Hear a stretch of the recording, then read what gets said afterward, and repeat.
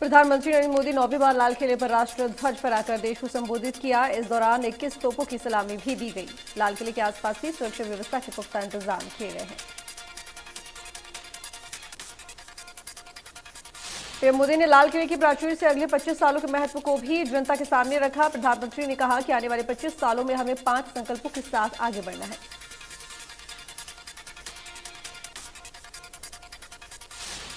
76वें स्वतंत्रता दिवस पर लाल किले की प्राचीर से देश को संबोधित करते हुए प्रधानमंत्री नरेंद्र मोदी ने भ्रष्टाचार से लेकर परिवारवाद और भाई भतीजावाद तक जिक्र कर विपक्ष पर तंज कसा।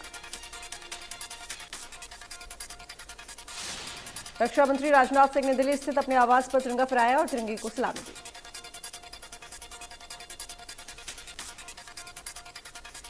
स्वतंत्रता दिवस पर कांग्रेस अध्यक्ष सोनिया गांधी ने देश को शुभकामनाएं दी और इस मौके पर उन्होंने देशवासियों से कहा कि पिछले 75 साल में भारत ने सभी क्षेत्रों में अंतर्राष्ट्रीय पटल पर एक अमिट छाप छोड़ी है।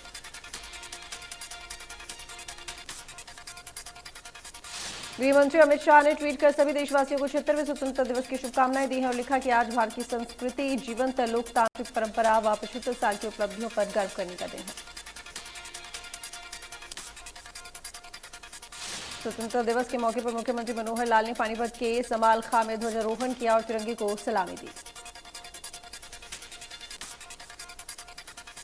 संबोधन में कहा कि आजादी के इस दिन हर घर, हर इमारत और पर तिरंगा दिखाई दे रहा है। 7 रंग हमारे यहाँ बताए जाते हैं, लेकिन आज तो पूरा देश 3 रंग में रंगा हुआ है।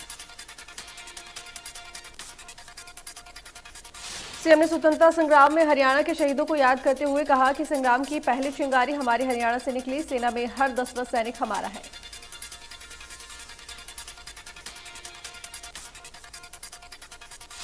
राज्यसभा सांसद कार्तिकेय शर्मा ने जगाधरी के पुलिस लाइन में ध्वजारोहण किया और शहीद स्मारक पर पहुंच शहीदों की श्रद्धांजलि अर्पित की। इस दौरान दुष्यंत चौटाला ने देश की रक्षा के प्राणों की आहुति देने वाले शहीदों को नमन किया और देश और प्रदेशवासियों को स्वतंत्रता दिवस की शुभकामनाएं दी। 76वें स्वतंत्रता दिवस के अवसर पर गृहमंत्री अनिल विज ने रादौर में ध्वजारोहण किया और परेड की सलामी ली। इसी दौरान विभिन्न स्कूलों के बच्चों ने सांस्कृतिक कार्यक्रम पेश किए। राज्यपाल बंडारू दत्तात्रेय ने अंबाला में तिरंगा फहराया और स्वतंत्रता दिवस पर देश और प्रदेशवासियों को शुभकामनाएं दी। करनाल के असंध में विधानसभा स्पीकर ज्ञानचंद गुप्ता ने तिरंगा फहराया और देश और प्रदेशवासियों को स्वतंत्रता दिवस की शुभकामनाएं दी।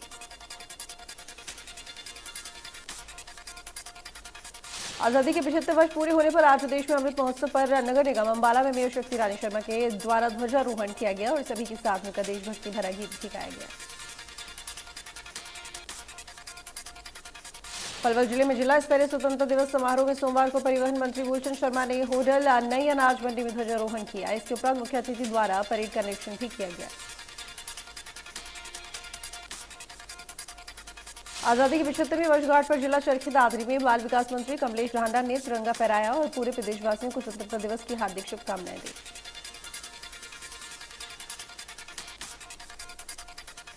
फरीदाबाद स्थित बल्लभगढ़ के दशहरा मैदान में केंद्रीय राज्य मंत्री कृष्णपाल गुर्जर ने झंडा फहराया और परेड की सलामी ली। इस अवसर पर उन्होंने आसमान में गुब्बारे भी छोड़े और देशवासियों की आजादी के पर्व की शुभकामनाएं दी।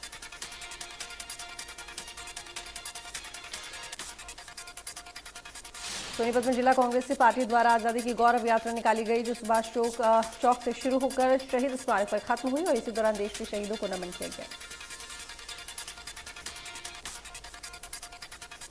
जज्जर के कांग्रेस विधायक और प्रदेश की पूर्व मंत्री गीता भुक्कल ने भी स्वतंत्रता दिवस पर अपने विधानसभा क्षेत्र में भारत जोड़ो तिरंगा पद यात्रा निकाली। तिरंगा यात्रा में शामिल कार्यकर्ताओं ने शान से झंडा फहराया।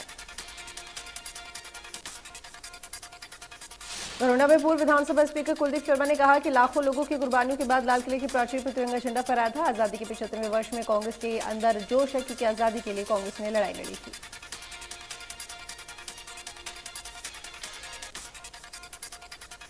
कुरुक्षेत्र के शाहबाद उपमंडल में कॉमनवेल्थ महिला हॉकी खिलाड़ी नवनीत के घर पहुंचे सांसद नायब सिंह सैनी, पूर्व मंत्री कृष्ण कुमार बेदी और भाजपा जिला अध्यक्ष राजकुमार सैनी, सभी ने नवनीत कौर को सम्मानित किया।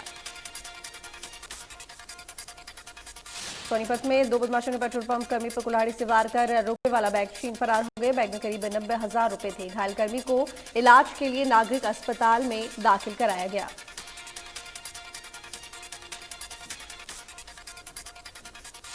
जम्मू कश्मीर के राजौरी जिले के कांझा पहाड़ी इलाके में आतंकवादियों और सुरक्षा बलों के बीच मुठभेड़ शुरू हो गई है। सुरक्षा बलों ने इलाके की घेराबंदी कर दी है। वहां छिपे आतंकियों ने फायरिंग शुरू कर दी, जिसका सुरक्षा बलों ने मुंह तोड़ जवाब दिया।